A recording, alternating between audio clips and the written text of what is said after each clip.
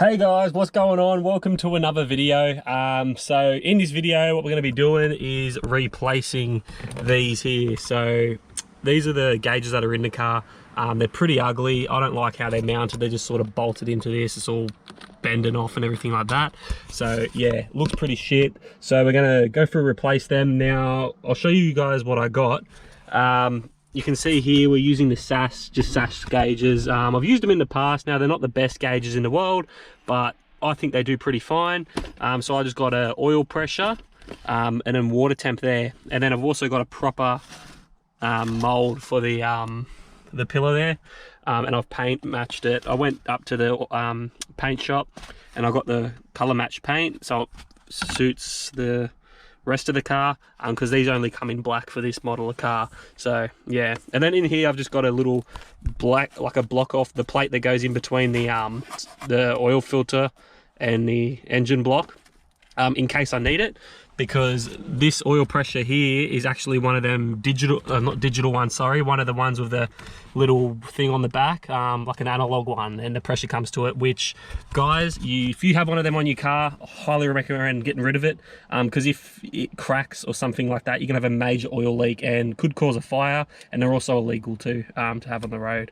So what we'll do is we'll get stuck into it. And have you ever had this before? This is that liquid death. This stuff is so good. It's like just like a water but a mango. This is like a mango flavor. So yep, this stuff is hectic. Get some of that up in you, but let's get these out. So first things first, we'll undo this, pull these off, and then we'll work out how it's all run. And it should be easy because I can just get the wires and just tape them up and pull them through there, and yeah, so it shouldn't be too hard. But first things first, let's get this taken off. Alrighty, so now you can see we've taken it out. Looks nice and neat up there, but look at this absolute bird's nest of wires. So basically I had a fuel gauge up there, but I didn't need it because the fuel gauge on here works perfectly fine. And then I also had boost up here and oil pressure. I no longer need boost because I got the eBoost 40 here, eBoost Street 40, so that displays vacuum and boost, so I don't need a boost gauge. So yeah, as I said before, just we're going to go oil pressure and water temp. Now these are digital gauges. Well, they're analog on the face, but the oil pressure gauge, actually you put a sender, there's like an oil pressure sender which is electronic, instead of the analog one. So we will get rid of these, and then this one here, so these were both boost and oil pressure analog style ones.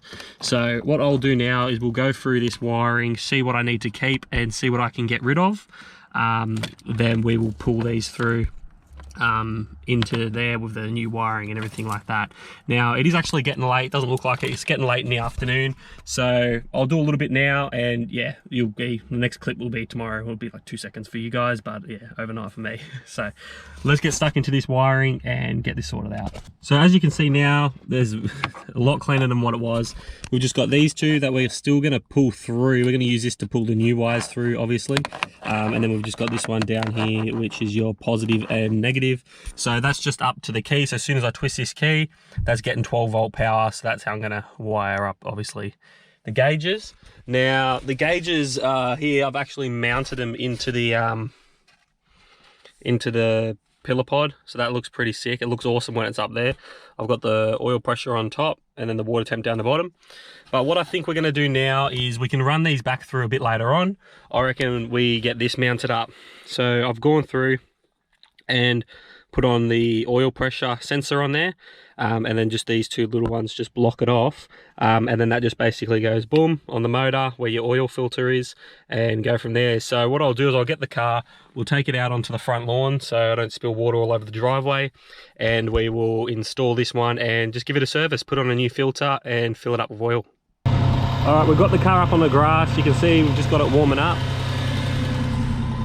In here, she's just warming up. That way when we drop the oil, you get every little tiny bit of oil out. So I'll show you guys just around here. So you see the oil filters in there. I'm not too sure if you can hear, but there's a little like thing there. That's where the old one went into. So obviously we're going to pull this filter off, and that plate's just going to go in there. So as you can see there, we've got the oil draining out. So we'll wait till this pretty black actually. It hasn't actually been in there for that long. This car engine just needs a nice clean out. So we'll wait for this to stop leaking down. We'll put the plug back in, and then we'll take the oil filter off and get it ready to put on the plate so we can get all our sensors hooked up. Oil filter is now off. Now we're going to go grab that blocking plate and then mount that in there. It is hard for me to just actually film this while also still doing it, so I'm just doing bit by bit and then I'll show you. So next point, let's put on that blocking plate.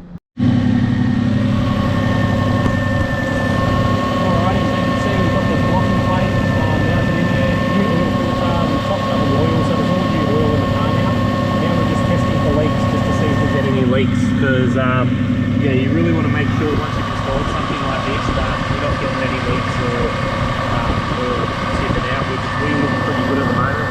But we'll let the car get up to operating temperature, and then we'll bring the car back in the driveway and we'll fix up the wiring and that for the gauges.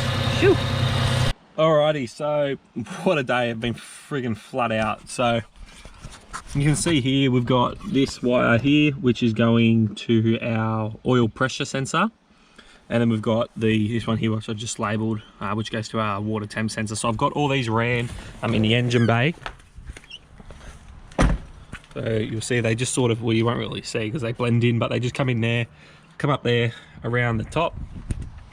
They run down here. You'll see there's two lines, there's one there and then one there. This one's for the water temp. You can see, can you see the connectors? And this one goes down there and goes to the, I'm trying to find a spot for you guys. You can see it just goes onto the oil pressure sensor. So it looks pretty sick, nice and neat, neatly ran. Now what we'll do is we'll get stuck into this and I'll do all the wiring with the wiring harness for the gauges and stuff like that, and I'll show you once that's done. All right guys, that's it. They're all installed, as you can see, looking bloody awesome. One thing I just got to fix is why it's going green. I don't know, I want to try to change it to a different color. You can see that's the oil pressure sitting at 60 at the moment, and that's just still at the water temp is 0 just because the thing hasn't opened yet, the thermostat. So guys, if you like the video, if you could like, comment and subscribe, that'd go a long way. There's going to be plenty more content coming on this car. And guys, till next time, peace and take care.